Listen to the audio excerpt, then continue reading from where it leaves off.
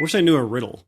I would tell a riddle. Do you know a riddle? When is a door not a door? Oh, I wonder if there's... no, that's a joke. I wonder if there's a Star Trek riddle. As you know, this is Measure of an Episode, where it is our continuing mission to explore what makes a Star Trek episode a good, a proper, a genuine Star Trek episode, and not just TV. Yeah. And not just TV? TV? I'm Paul. I'm Jonathan, and we do this with 3 criteria. Number 1, is there sci-fi... I was like, don't use woven. And that was the first word that came out. You can't it's like right. Well, I like the word an exploration. Is there an exploration of science fiction? It's not just are they speaking in technical terms, right. or technobabble. Yeah. Is there an exploration of the science fiction? Yeah, of something science fictional. Got it.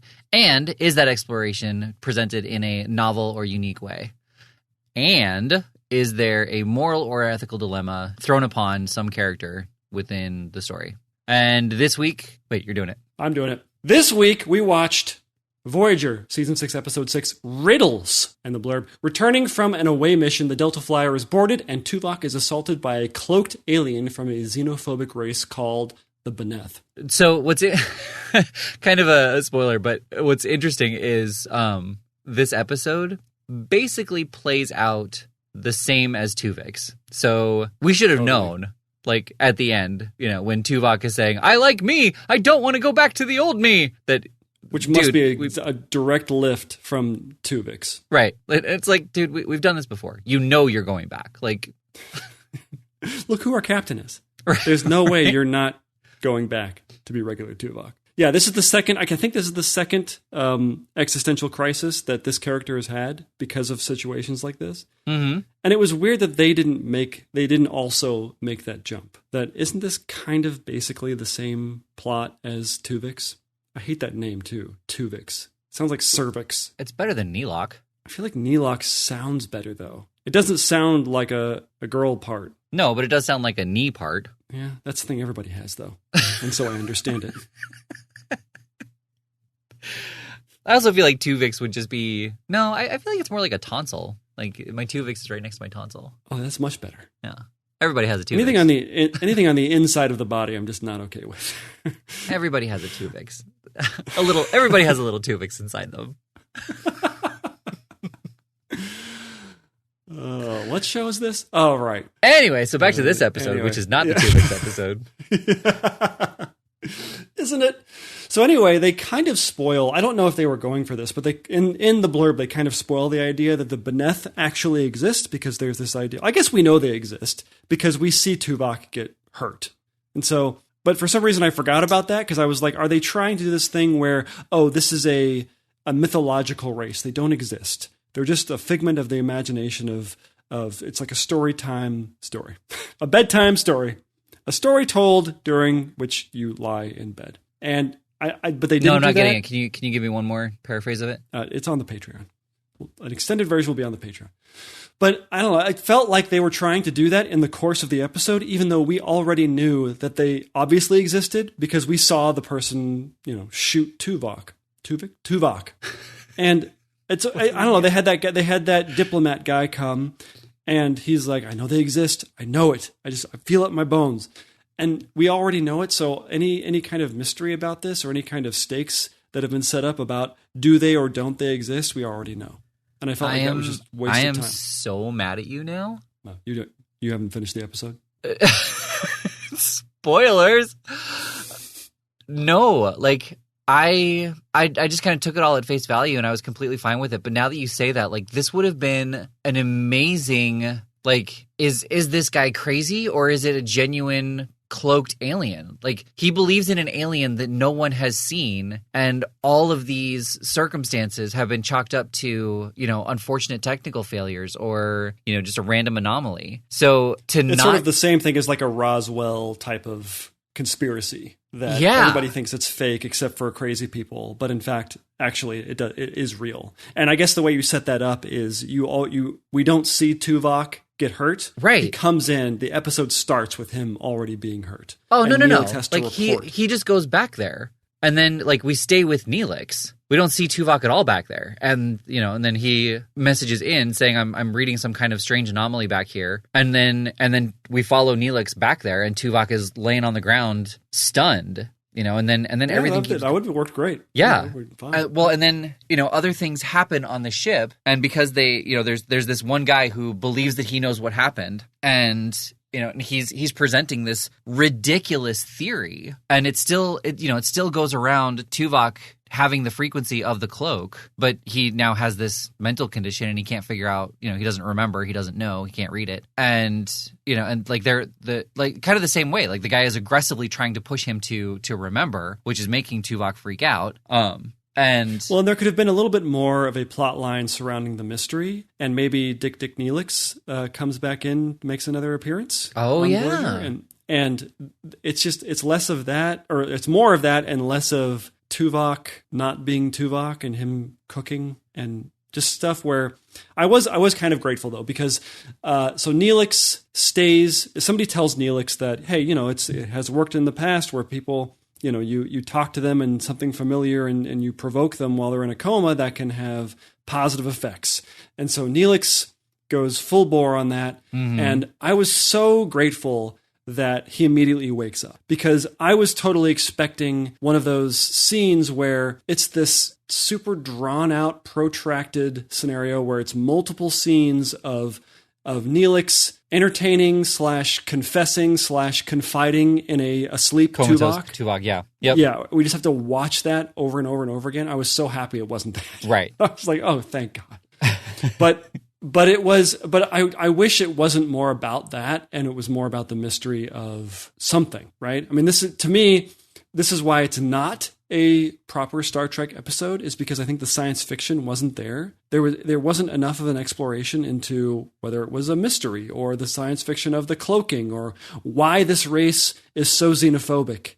And what, you know, they don't do that. They just are, and that's the way it is. Yeah, I mean, it was just a spy, like a double agent type story. Right. Yeah. Yeah, and they cornered the spy and then said, like, you know, we know you're this, and we will give you information if you give us information. Yeah. I mean, it's one of those things that we usually use as sort of the litmus test, which is, could this be easily doctored into a non-Star Trekian script? So you're on board with that. You don't think there was a lot of science fiction in this episode either. No, I mean, there was obviously the cloak technology, but that could like, you don't need to hide the enemy when it's a double agent, when it's a spy. Like they just didn't go into it. I mean, yes, he was a cloaked person, but it was just a matter. It was an element of convenience. Right. It just happened to be. Right. There's quite a bit of smart Janeway in this episode. Now that you've pointed this out, it's everywhere. Because so in the sickbay, when Tuvok initially comes in and he's all sick and stuff, she's the one who comes up with some sort of idea and like she's operating all the medical equipment and assisting the doctor and everything that he's doing. Mm. And then there's another part where she concocts some way to scan for the Beneth. And even though she has all these smart people in the room with her, I mean, B'Elanna is barely in this episode, but Janeway is making all the smart decisions. Right. It's everywhere. Everywhere. Yeah. Yep. Because she's so smart. She's so smart. She's so smart. And they always write it in such a way where all the other characters are like, oh my God, she's brilliant. Well, yeah, like, oh yeah, we could try that, or you know, that would work. Like, did it again, Janeway. Right. Huzzah! Yeah. So I don't know. And then a lot of this episode is just, I don't know, them playing Vulcan Jenga or whatever it is. Vulcan sticks talking about it. Yeah. But that, like, so it was really weird because, you know, Tim Russ, just as a side trivia, like he's the guy from Spaceballs who said we ain't found shit. It's so weird. It's so strange. I know. That he's that guy.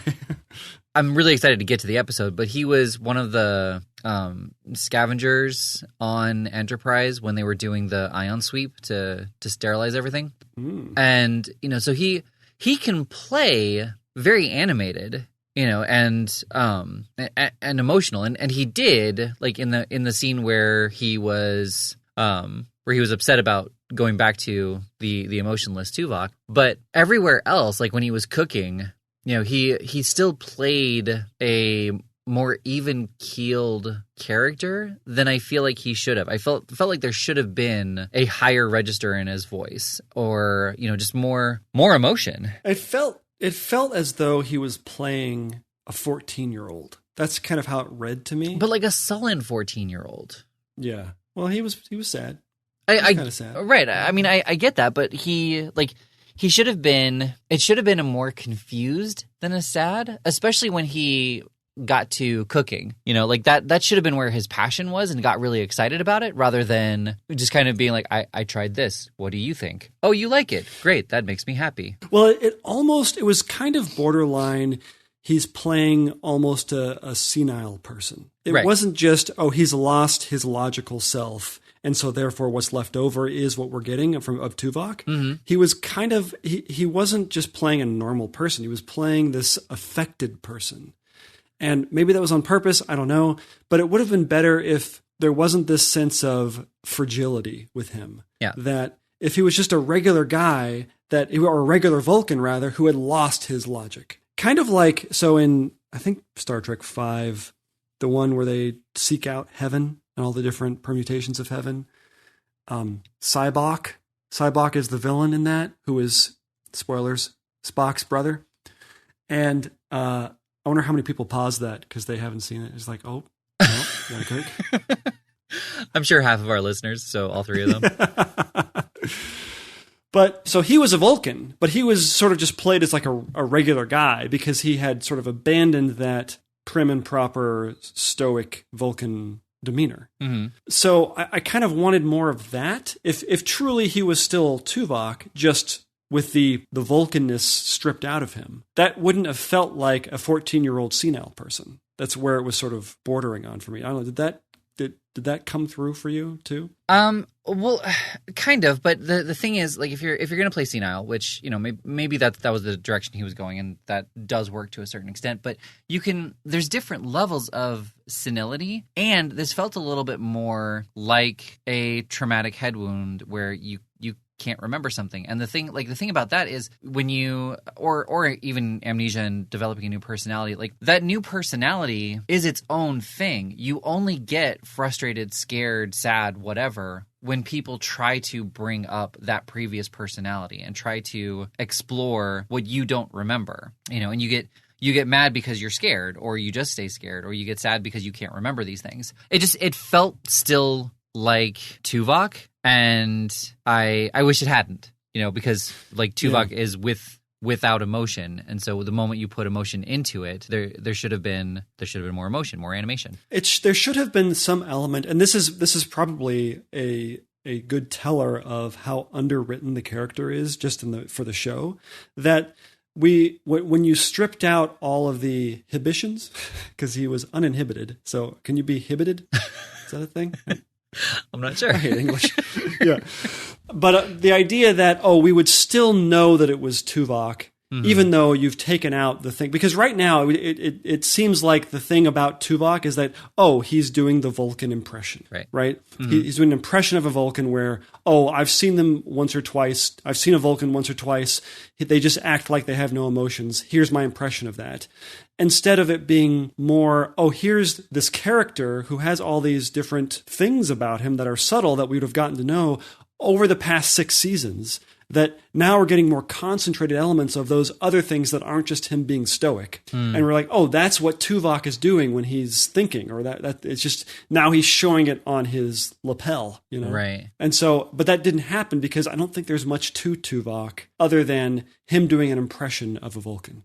And not to say that Tim Russ didn't do a bad idea or a bad job. He did a good job with the material that he was given. He just wasn't given very much of it. I mean, we've talked about this before, but I think I'm starting to realize the difference between Next Generation and DS9 and Voyager and Enterprise. And what you just said kind of hits the nail on the head. Like these characters don't really grow or have any depth and development. They're just the way they were in season 1 is the way they are in season 7, and they're very stereotyped. And they don't really have any kind of character development over the series. Like they don't get to know their characters any better by season 6 than they did in season 2. Or really any intricacy of their Right. characters. It's all just the makeup and the costume. Yeah. And that carries them only so far, and the plot lines carry them only so far. Mm-hmm.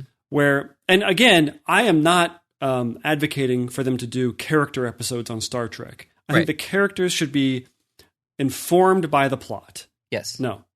Yeah. Well, yes. Yeah, basically. The idea that we will be informed of the character through the plot. Right. And that how these characters react to what's going on around them, that's when we get to know them. Right. And which, this episode is sort of not an example of that because we just sort of get because we're not getting a character. Yeah. We're not getting anything. I was actually happy that it wasn't just a case of amnesia where he doesn't remember who he is and they have to slowly coax the memory of Tuvok back into the body or come up with some sort of medical procedure that puts Tuvok back into the body. And I was like, oh, that's kind of cool that he's still Tuvok and he still remembers everything. He's just not him 100%. But I got more disappointed with it as it went on because I didn't do anything with it. He was just sort of a kid now. Yeah. Yeah. Like it would have been neat if he, as he got his abilities back, like he was able to express and convey more, but it wasn't through simple speak or, Yeah, he still had his vocabulary. Yeah. I mean, Tuvok, I got the impression, was still a smart guy. Mm-hmm. He just was traumatized. Right. But so just, speaking about like a guy who's playing a Vulcan, this is the first pure Vulcan we've seen as a regular character on the series. So, the way Spock conveyed Vulcans was actually a half Vulcan. But anyway, so like he is half human, so he has a much harder time suppressing his emotions than a pure-blood Vulcan, just because humans are emotional creatures. And so like he doesn't have that same genetic predisposition to control his emotions in the same way that a pure-blood Vulcan would. So we've seen pure-blood Vulcans before in the movies, but this is the first pure-blood Vulcan as a regular character on a TV series. And so kind of whatever he does is setting the precedent in the same way that Nimoy did, but he just has to like crank it up to even more because he's pure Vulcan. There's no human element inside him. Why do you feel he's just playing like what is it about his performance that makes you feel he's not an accurate Vulcan when you compare it to Nimoy, knowing that Nimoy is half Vulcan? Well, everybody looks to Nimoy as what a Vulcan acts like. Even if they don't know, I mean, it's very possible that Tim Russ didn't even know that Spock was supposed to be half Vulcan. Oh, no. He knew. Like, he knows everything about Vulcan physiognomy. He was like, I hope they incorporate the fact that Vulcans have two eyelids at some point in the series. Well, okay. So I think the point is not, and I don't know. I don't really know what the proto-Vulcan would act like. Other than what we get sort of just every once in a while throughout the course of all of the shows and the TV and the movies. But I guess my complaint is not so much is he being an accurate Vulcan, but there's got to be more to Vulcans than just being sort of stoic and unemotional and annoyed with with people all the time, annoyed with humans. There's got to be more to a character. Otherwise, why have him on the show, right? As opposed to just having sort of a Vulcan mascot that is just there, just doing the Vulcan thing every once in a while for the sake of fan service. Why not give us something to latch onto that we actually can care about? Because we are humans, unless there are any Vulcans watching the show and they love it. They think it's the best thing ever. Aside from those people, we'd never know though.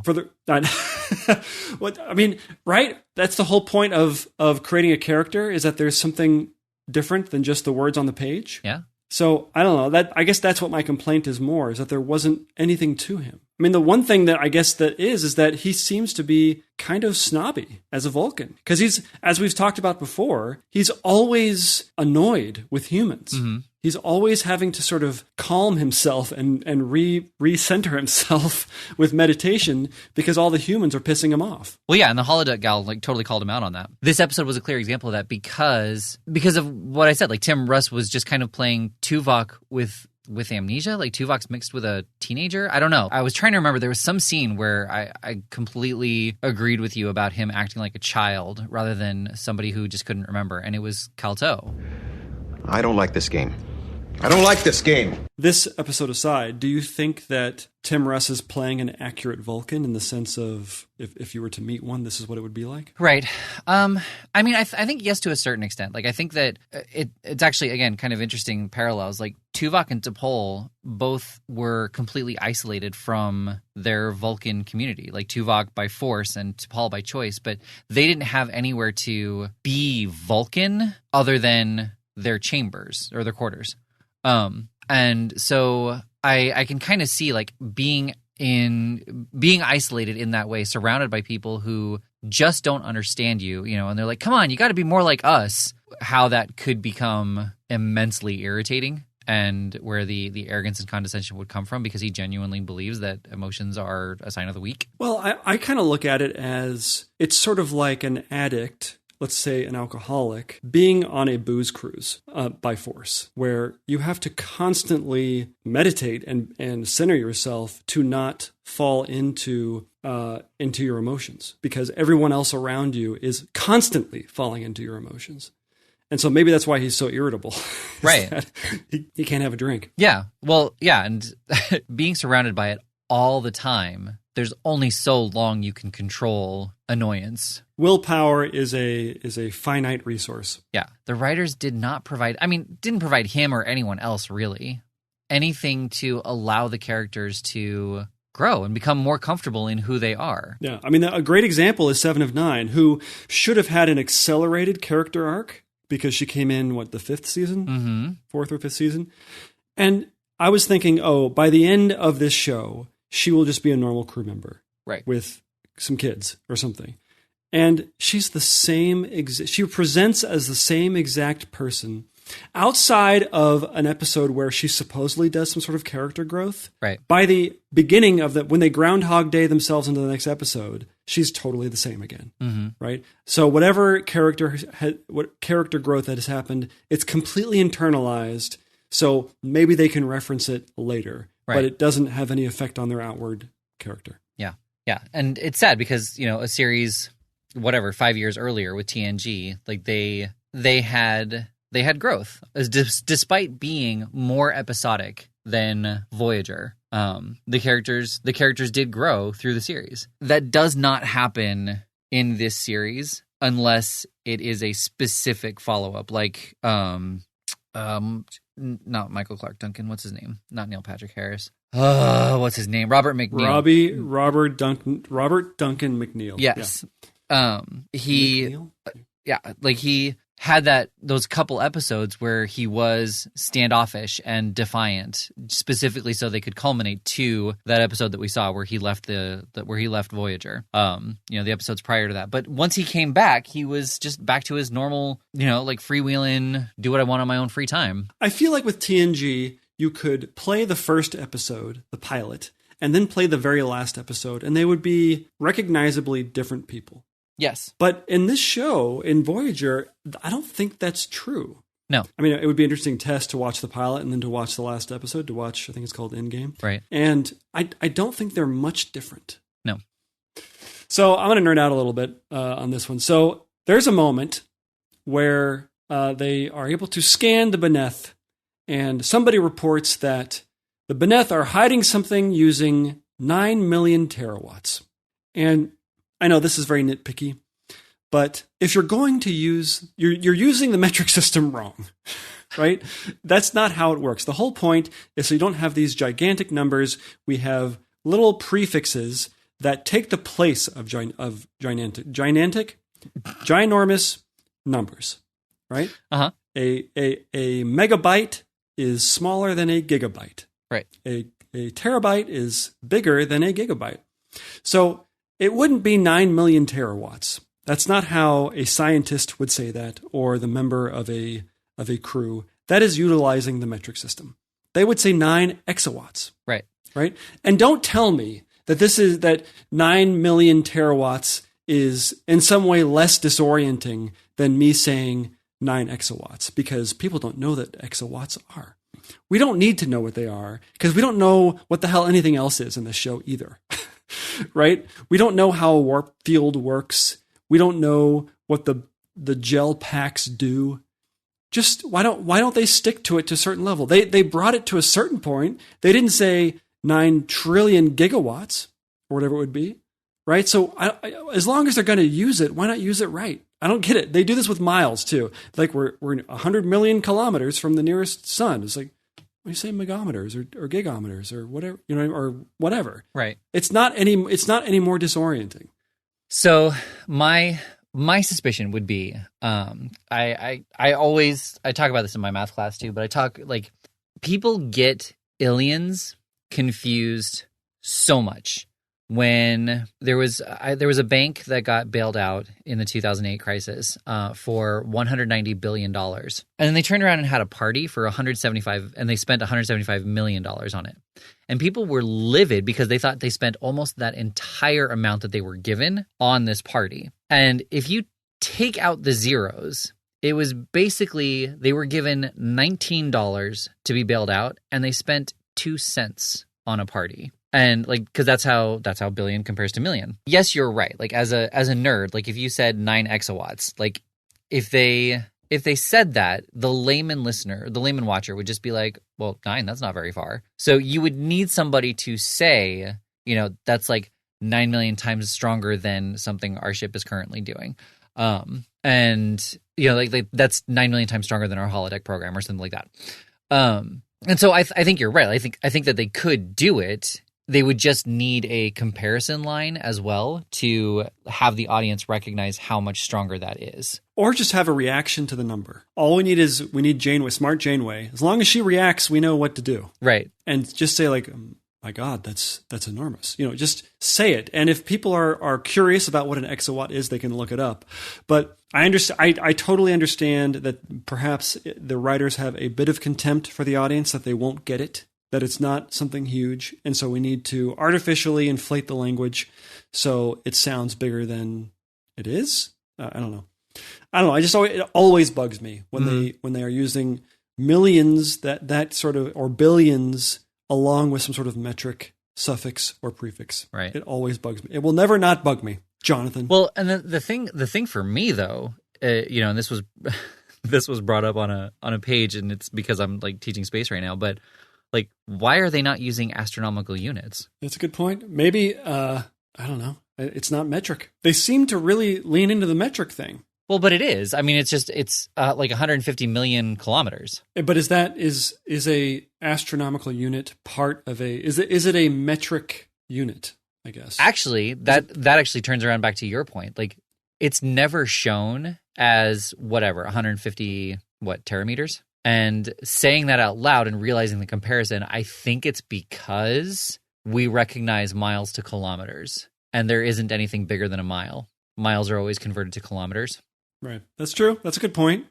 It's our flimsy brains can only go so far in terms of distance. Although, if you just say 100 million miles or 100 million kilometers, I have no sense of how far that is. Right. You're like, wow. We can't possibly know. I mean, even 1,000 miles is, I know intellectually the distance that's about from California to somewhere in Texas or something like that, right? Like El Paso, yeah. But I only know that because I can visualize a map and see that distance on a map. I have no sense of that, right? I have no sense. Like 2 inches. Yeah, it's not that far. Let's go. Right, and like after a certain number, like you have no concept of how far it is. Yeah. Right. I mean, how long would it take us to walk 1,000 miles? There's no answer. I mean, it can't be calculated. It can't be calculated. I mean, in the sense of, I know how long it would take to walk 5 miles. I could give you a rough estimate on that. Right. Or even 10 miles. But as we start approaching the 100-mile mark, well, I don't know. So roughly how long would it take you to walk 10 miles? And 2 hours? Hour and a half? Yeah, well, no, somewhere between 2 and 3 hours. Because the average person walks about 4 miles an hour. Like, that's their speed. Right, but I'm not saying mathematically. Yes, mathematically we can do any math, and we can see how long it would take to walk 100 million miles. Right. But I just mean sort of that impression of experience where you know about how long it can take because you've done it before and because you can. Gotcha. Your mind can like wrap its brain around it. Sure. Yeah, like you've never walked 1,000 miles in one contiguous movement. Only Forrest Gump has done this. And he's dead. Would Forrest Gump be dead? No, he'd still be alive. Yeah, I mean, he'd be older, but yeah, he'd still be alive. I mean, Tom Hanks is still alive. Right, but I never remember if that was a movie. He was not old at the end of the movie, 96. Yeah, I think the movie ends at that moment. Yeah. Yeah, I think you're right. Yeah. I'm glad we cleared that up. I know. Good job, listeners. Okay, so we get to the end of the movie, and I think we were all expecting that there was going to be some minute expression of the old Tuvok to close out, or the kid-like Tuvok to close out the episode. I'm sure you sensed that coming. I thought he was going to offer either a recipe or he was going to accept Neelix's offer to cook a dessert. Yes. I was okay with that expression. I liked there is a bit of residue from that other Tuvok that stayed in the new Tuvok, or the old Tuvok. You know what I mean? Uh-huh. What I wish they would have done is that they cut out after he says he could have eaten all the sundaes. And then we cut to Neelix not saying anything, but just sort of smiling in a way of recognition. It's like, oh, like sort of elation on the inside because he knows that old Tuvok is still there in some way. Instead of him now sitting down and having a conversation about, Tuvok, that wasn't very logical. And Tuvok saying, you're right. And then cutting to credits. We didn't need that part, right? It would have been so much better if they had let us done the two. They gave us the 1+1. We could have easily done the two. Well, the other thing, too, that would have been nice is instead of confusion, there was a smile in the eyes. And I feel like that's really where Tuvok fails and where Tim Russ fails as a Vulcan, is there's never a smile in his eyes. Like Nimoy often would hide a smile, kind of a bit of a smirk, but there could be a smile in his eyes. And I can't recall a time where Tuvok genuinely has a positive demeanor. Like he's either right and he's arrogant, or he's irritated or upset. Annoyed. Yeah. Always annoyed. Yeah. And so like I feel like the dialogue would have been just fine. Sundays, that's not very logical, and to have him say no, it isn't, without smiling, but having the smile in his eyes. He doesn't have to say anything, right? The smile in the eyes would be would be the answer. Sure. Right? Yeah. That's all you need. Yeah. You don't need to beat us over the head with it.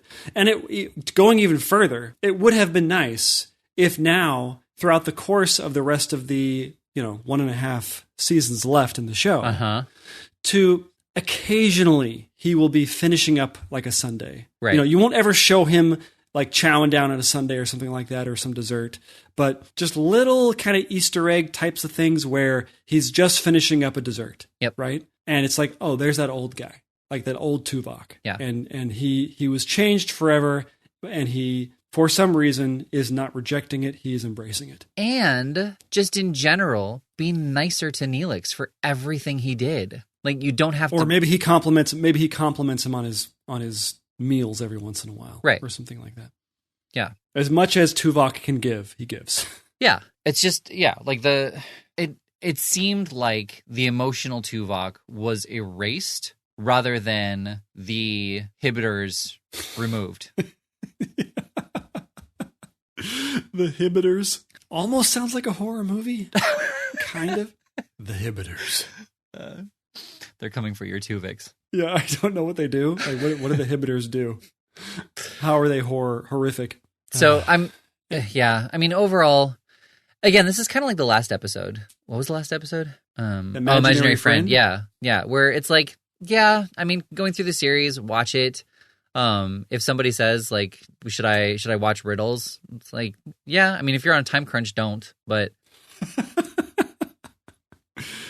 yeah, I don't know. I feel like a lot of these, once again, character episodes, especially of Voyager, they just tend to be just mired in those conversational moments, and they just get old, Yeah. Well, and again, because there's no character growth, like everything resets. And right. even on DS9, like there wasn't a whole lot of character growth, but there was definitely character turmoil that did impact them. Like, you know, and they were internally shaken. Well, and it's also a bit of a crux that they do on this show where when they are trying to have a character-driven moment, whether it's during a conversation or something like that, that there's always this invention of character when it's narratively convenient. Right. That ultimately disappears at the end of the episode. Yeah. It's never something long-lasting, and it's never something that is derived from something previous. It's just, I have this isolated story about me and my childhood that's going to be relevant to this episode, and you'll never are going to hear about it ever again. And by the way, you've never heard of this before either. Right. Yep. But it's still a guilty pleasure, nonetheless.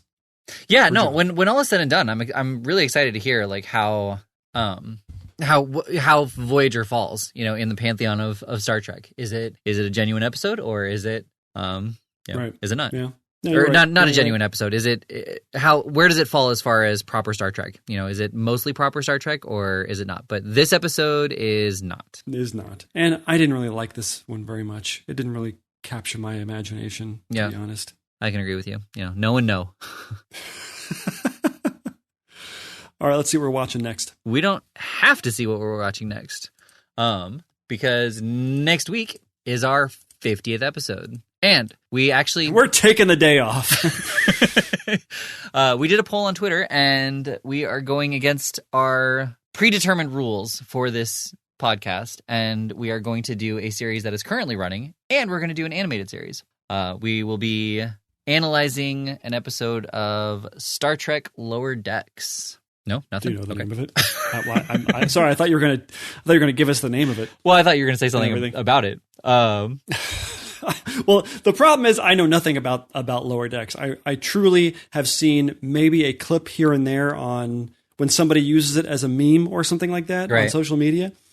Anything else, I have no idea what it's about.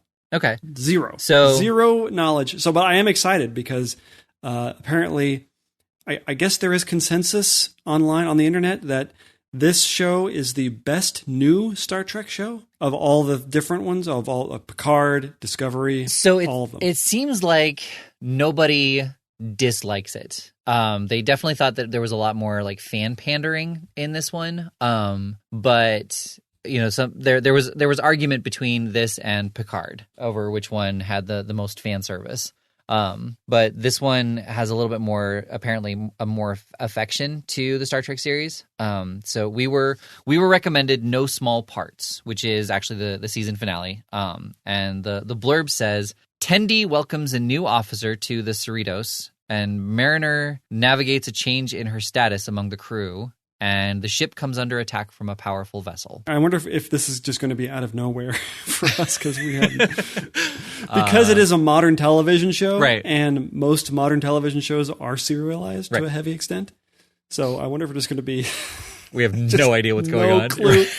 Zero clue. Yeah. Let's go find out, though, I guess, right? Yeah. Well, yeah. Let's go stream it. Let's go torrent it.